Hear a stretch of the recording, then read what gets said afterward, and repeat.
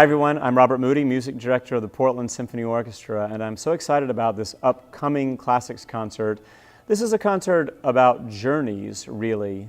Yes, if you look at the programming, I think you will also see that there's a little bit of an Italian-Spanish connection, and that is true, but I think really we're going on a journey together. The works are by Michael Gandolfi, Nikolai Rimsky-Korsakov, and Richard Strauss. Michael Gandolfi is a living composer. He works at the New England Conservatory of Music, and I happened to be in Tanglewood in Massachusetts last summer and was able to see and hear the premiere of his work entitled Night Train to Perugia. I was so impacted by the piece that I immediately programmed it for the PSO.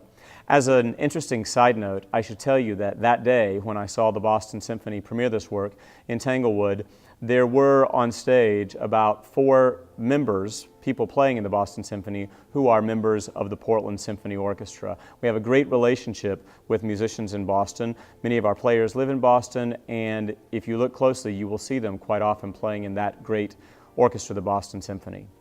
Night Train to Perugia, Michael Gandolfi will tell you, is a journey. It sounds like it might be something as simple as a train traveling through portions of Italy. Gandolfi was actually imagining different types of journeys, a bit of a metaphysical journey, a journey through neutrons in the brain, a journey through concepts, but yes, also journeys on trains. In fact, he tells that when he was writing this piece, a freight train happened to go by his house one afternoon, and he ran to the piano and he jotted down the pitches he was hearing from the freight train. He gave those pitches to the French horns in the piece, and you will hear one place where they sound very much like a freight train passing by. Great piece, modern work, exciting way to start a concert. Taking us to the next journey, which is Rimsky-Korsakov's Capriccio Espagnol. Capriccio Espagnol is one of the greatest works of orchestration that we have in the repertory. Rimsky-Korsakov was known to be the giant of orchestration. By that word, orchestration, I mean, how does a composer assign which instrument to play which note at any given time? And by doing that, you can change the colors that you are hearing on stage tremendously. As I said, Rimsky-Korsakov, the master of this.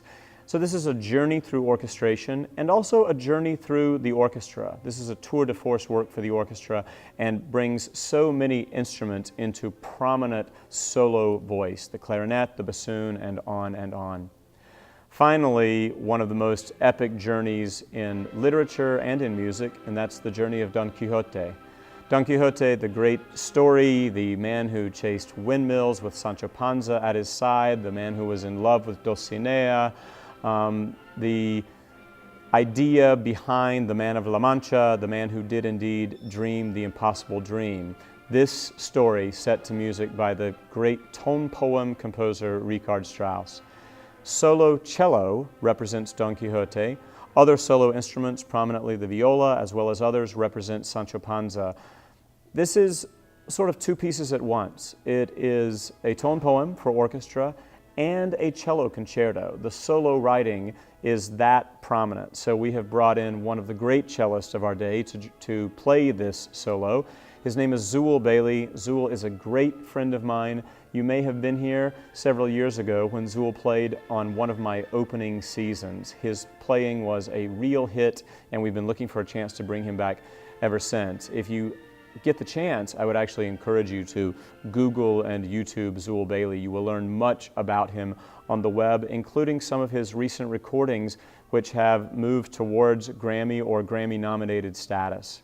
Zuul Bailey, cellist for Don Quixote, Capriccio Espagnol, Night Train to Perugia. What a journey. See you there.